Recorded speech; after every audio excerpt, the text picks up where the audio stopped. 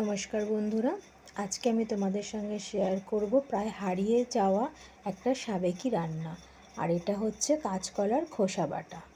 তো আমরা এখন এত তাড়াহুড়োর মধ্যে আর কাঁচকলার খোসা বেটে খাই না, আমরা প্রায় ফেলেই দিই। তো দেখো, এই খোসা বাটাটা আমি সেদ্ধ করে নিয়েছি আর সেটাকে মিক্সার জারে দিয়ে দিচ্ছি। দিয়ে তার মধ্যে দিচ্ছি বেশ কিছুটা কাঁচা লঙ্কা আর দিচ্ছি একটু সর্ষে। এটা দিয়ে আমি একটা খুব সুন্দর মসৃণ পেস্ট বানিয়ে নেব। তো দেখো, পেস্টটা আমার রেডি হয়ে গেছে। এবার একটা প্লেটের মধ্যে আমি সম্পূর্ণ পেস্টটাকে নামিয়ে নিচ্ছি। যদি পেস্টটা করার সময় দেখো খুব টাইট লাগছে, তাহলে সামান্য একটু জল তোমরা দিতে পারো। তো দেখো, পেস্টটা তো রেডি হয়ে গেছে। এবার আমি একটা কড়া বসিয়ে তাতে দিয়ে দিচ্ছি একটু সর্ষের তেল। অবশ্যই তোমরা সর্ষের তেল দেবে, কারণ সর্ষের তেলেই এই রান্নার স্বাদটা ভালো আসবে।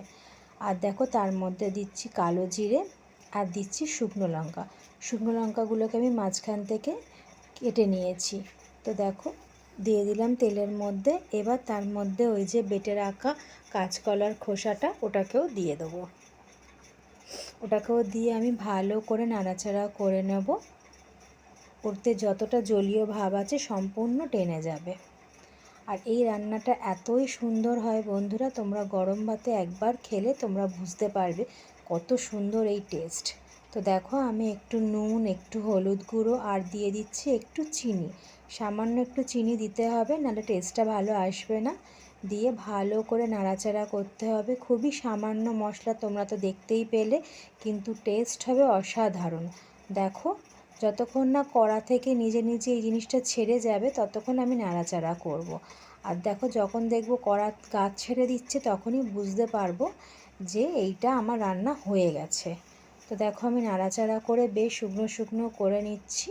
আর এখন আস্তে দেখো কড়ার গা ছাড়তে শুরু হয়ে গেছে। তো এইভাবে আমি কন্টিনিউ নাড়াচাড়া করে আমাকে রান্নাটা করতে হবে।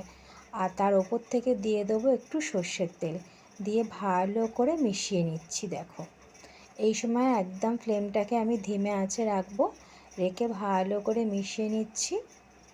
দেখো, কালারটাও চেঞ্জ হয়ে গেছে, তৈরি হয়ে গেছে কাঁচকলার খোসা বাটা। তো কেমন হলো অবশ্যই জানাবে। আর তোমরা অবশ্যই বাড়িতে এটা বানিয়ে একবার খেয়ে দেখো। তো তোমরা আমার চ্যানেলটাকে সাবস্ক্রাইব করো, আমার পাশে থেকো। আর আজকের মতো এইটুকুই। আবার দেখা হবে নতুন কোনো রেসিপি নিয়ে। তো আজকের মতো বন্ধুরা, টাটা।